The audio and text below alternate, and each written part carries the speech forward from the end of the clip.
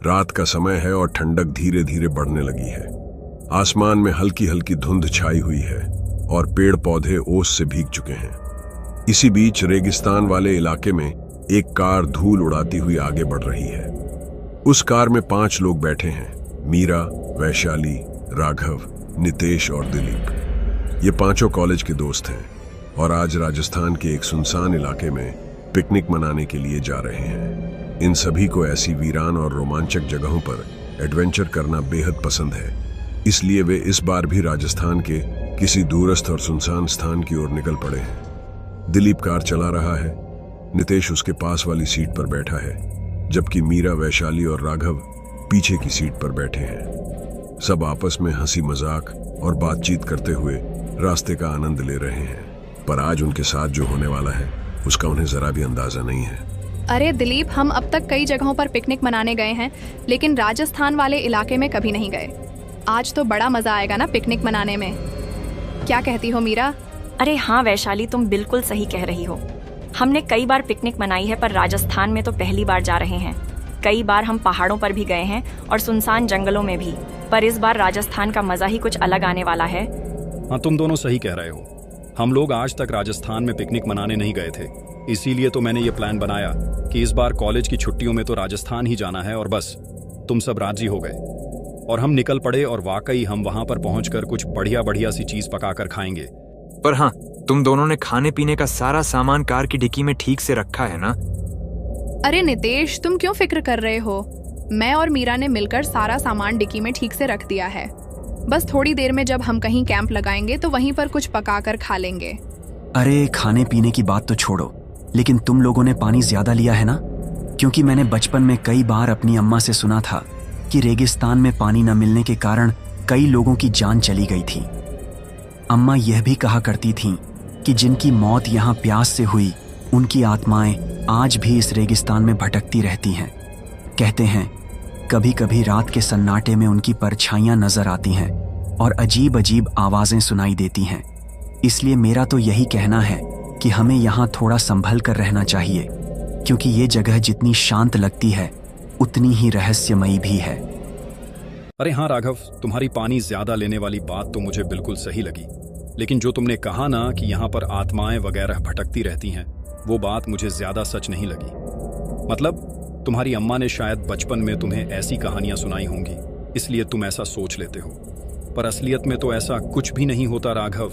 ये सब बस लोगों के डर और बातों का बनाया हुआ भ्रम है। अरे दिलीप, तुम मानो या ना मानो, पर हमें यहाँ थोड़ा सावधानी और सतर्कता से रहना ही ठीक रहेगा।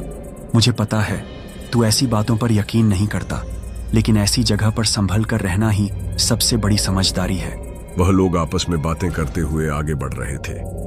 राघव को रेगिस्तान में सफर करना कुछ ठीक नहीं लग रहा था। उसे हल्की सी बेचैनी महसूस हो रही थी, लेकिन वहीं वैशाली, मीरा, दिलीप और नितेश, इन चारों को सफर का और भी ज्यादा मजा आ रहा था।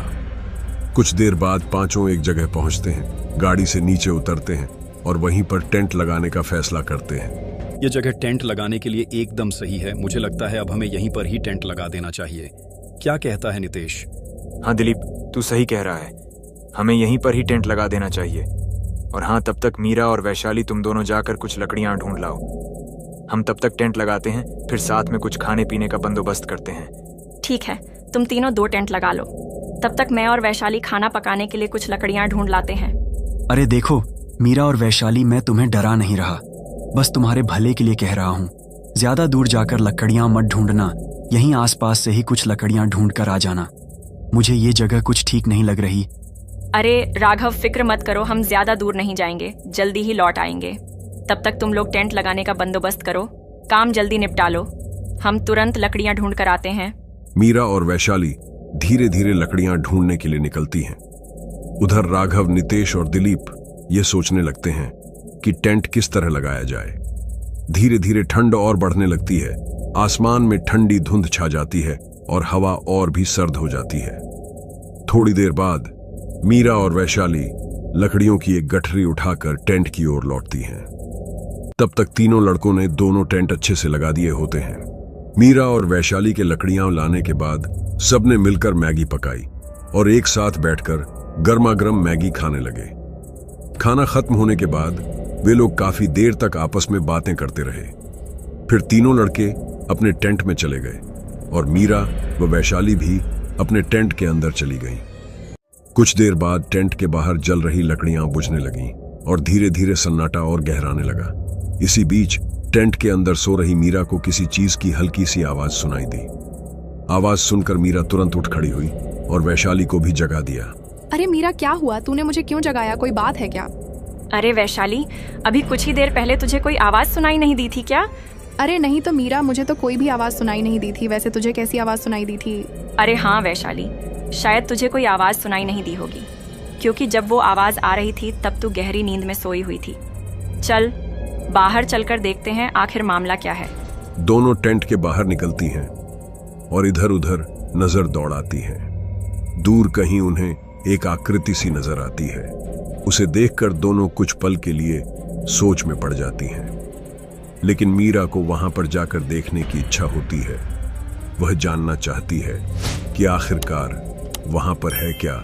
वह वैशाली से कहती है, अरे देख तो वैशाली, वहाँ पर कुछ है, चल जाकर देखते हैं आखिर वो चीज है क्या। अरे नहीं मीरा, हमें वहां तक नहीं जाना चाहिए, और अगर तुझे जाना ही है तो पहले राघव, नितेश और दिलीप को भी साथ ले लेते हैं। हम दोनों का अकेले जाना ठीक नहीं है। पता नहीं वो वहाँ क्या चीज है। अरे तू भी ना वैशाली, चल ना यार, बस देखकर वापस आ जाएंगे। इसमें उन सबको साथ ले जाने की क्या जरूरत है। चल अब जल्दी चल, देखकर तुरंत वापस चले आएंगे।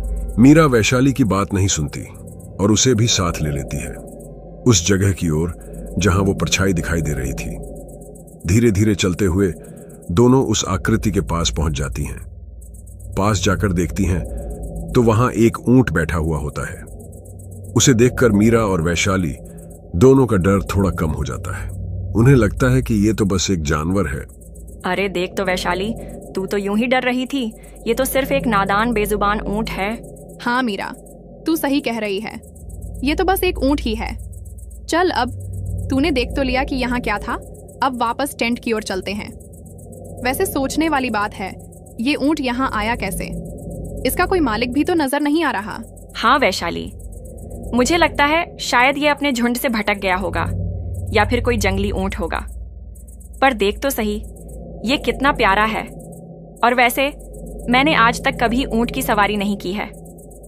चल ना, हम दोनों थोड़ी देर के लिए इस ऊंट पर बैठ जाते हैं। देख तो कितना सुंदर है ये। अरे मीरा, तू पागल हो गई है क्या? ये जो ऊंट होते हैं ना, ये सिर्फ अपने मालिक या पहचान वालों को ही अपने ऊपर बैठने देते हैं। अगर हम चढ़ेंगे तो ये हमें नीचे गिरा देगा। अरे वैशाली, तू खामखा ही डर रही है। देख, मैं अभी इस ऊंट पर चढ़ जाती हूँ, ये कुछ नहीं करेगा। रुक, मैं इस ऊंट पर चढ़कर तुझे दिखाती हूँ। मीरा वैशाली की बात नहीं सुनती और ऊंट पर चढ़ जाती है। जैसे ही वह ऊंट पर बैठती है, ऊंट खड़ा होता है और चलने लगता है।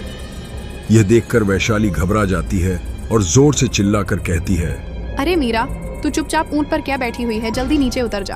अरे वैशाली, देख तो सही, मैं कैसे नीचे उतरूं? ये ऊंट तो रुक ही नहीं रहा है। वैशाली, तू कुछ भी कर पर इस ऊंट को रोक।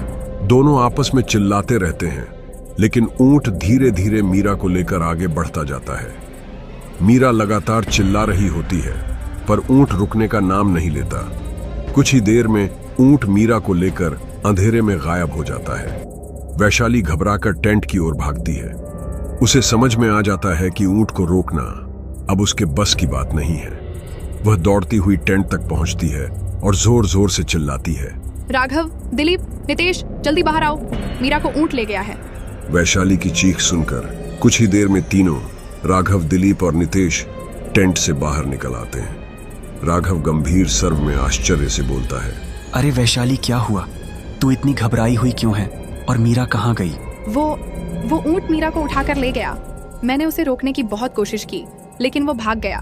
अरे अरे वैशाली, तू घबरा मत। जो कुछ भी हुआ है हमें साफ साफ बता। ऐसे डरने से कुछ नहीं होगा। बस शांत होकर सब बता कि वहाँ क्या हुआ था। हम दोनों टेंट में सो रहे थे, तभी अचानक मीरा को कुछ आवाज सुनाई दी।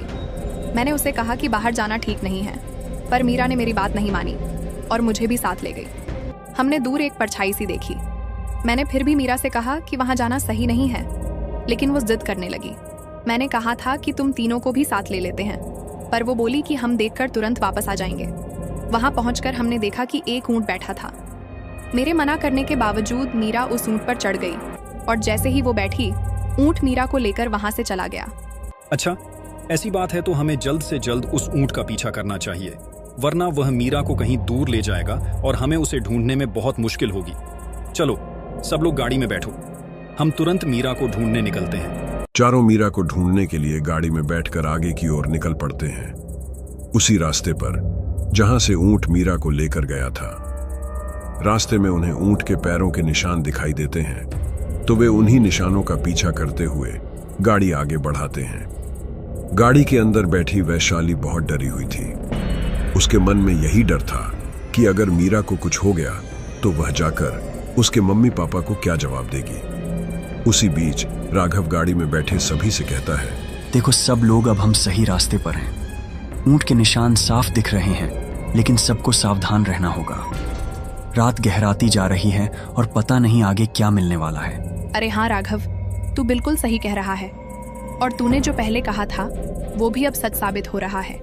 काश हमने तेरी बात तभी मान ली होती तो हमें अब इतनी परेशानी और खतरे में नहीं पड़ना पड़ता। अरे वैशाली, फिक्र मत कर, जो होना था वो हो गया। अब हमें इन बातों में वक्त जाया नहीं करना चाहिए। अभी जो हुआ है उसी पर ध्यान देना जरूरी है।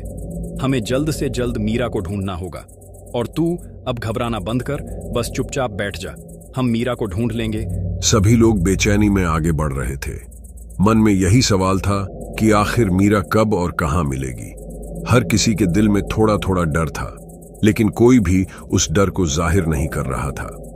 दिलीप लगातार वैशाली को हिम्मत दे रहा था कि मीरा जल्द ही मिल जाएगी। गाड़ी में सन्नाटा पसरा हुआ था।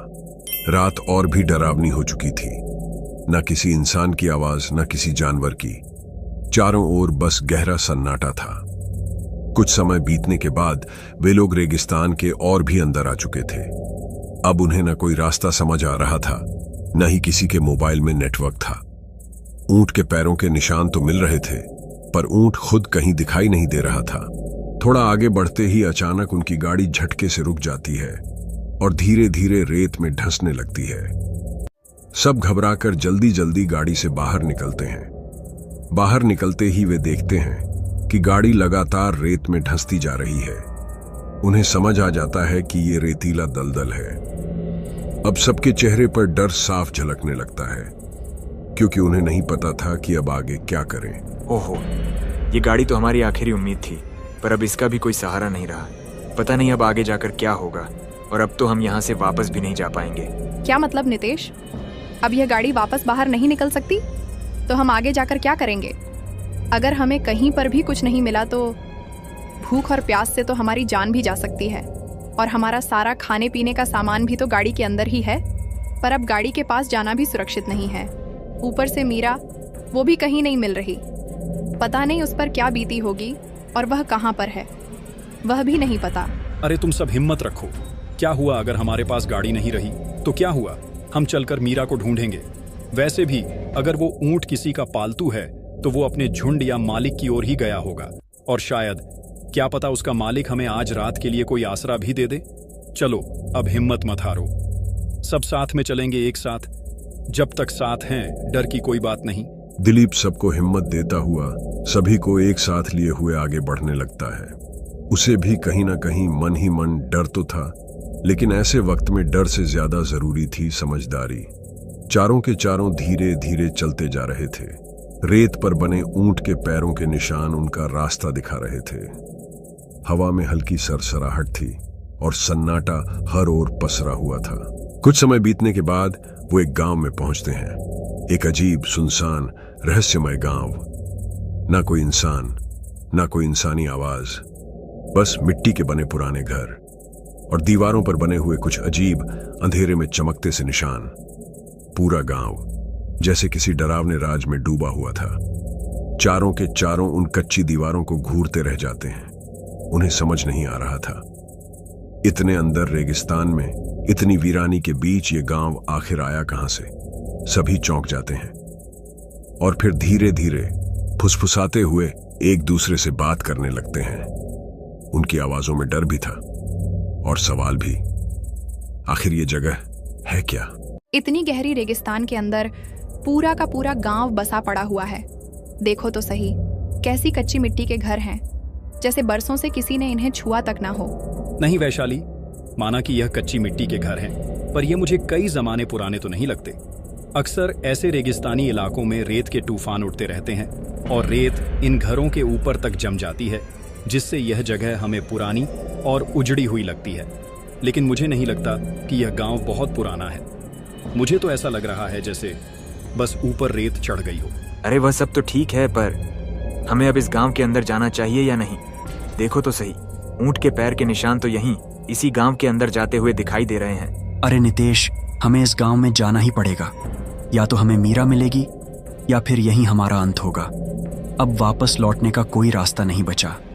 अगर बचने की कोई आखिरी उम्मीद है तो वो बस यही गांव है। चलो, अगर कोई इंसान वगैरह मिल जाए तो अच्छा रहेगा।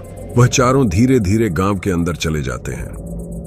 गांव में प्रवेश करते ही वैशाली और बाकी तीनों की नजर एक ऊंट पर पड़ती है। वह ऊंट एक बड़े से घर के पास बैठा हुआ होता है। उसे देखकर सभी चौंक जाते हैं और उनके मन में एक नई उम्मीद जग उठती है। शायद अब उन्हें मीरा मिल जाएगी या फिर इस गांव में कोई इंसान मिल जाए। अरे राघव, नितेश, दिलीप, ये वही ऊंट है। वही ऊंट जो मीरा को अपने ऊपर बिठाकर भाग गया था। हाँ, ये बिल्कुल वही है। अच्छा, अगर यही वही ऊंट है जो मीरा को उठाकर ले गया था तो हमें शायद इस घर के अंदर जाना चाहिए, क्योंकि यह ऊंट घर के पास ही बैठा है। हो सकता है यह उसके मालिक का घर हो। चलो, सब लोग अंदर जाकर देखते हैं, क्या पता मीरा मिल जाए। दीपक के इतना कहते ही सभी लोग धीरे धीरे अंदर जाने लगते हैं। बाहर ऊंट अब भी बैठा हुआ होता है। वे सभी घर के अंदर चले जाते हैं। बचाओ! घर के अंदर जाते ही अचानक एक तेज चीख सुनाई देती है और बस यहीं से सब कुछ खत्म हो जाता है। उसके बाद उनका कोई पता नहीं चला कि वे कहां गए। वे सभी रहस्यमय तरीके से गायब हो गए। यह कोई नहीं जान सका कि उस घर में आखिर क्या था। क्या वह सच में ऊंट के मालिक का घर था या फिर वहां कुछ और भयानक चीज छिपी हुई थी। जो गांव उन्होंने देखा था वह वाकई अजीब और डरावना था। कुछ महीने बीत जाने के बाद भी उनके परिवार वालों ने उन्हें रेगिस्तान में बहुत ढूंढा, पर सब नाकाम रहे। आखिरकार उन्होंने भी तलाश छोड़ दी और क्या पता शायद उन्हें रेगिस्तान के भीतर कहीं किसी बंजारों की बस्ती मिल गई हो और वे वहीं आश्रय लिए हों। पर सच्चाई आज तक किसी को नहीं पता कि आखिर उन पांचों के साथ हुआ क्या था। यह साफ साफ नहीं कहा जा सकता कि उनके साथ भूत प्रेत का कोई मामला था या कुछ और। क्या पता रास्ता न मिलने के कारण उन्होंने उसी रेगिस्तान में दम तोड़ दिया हो। पर सच क्या है, यह आज तक किसी को भी नहीं पता।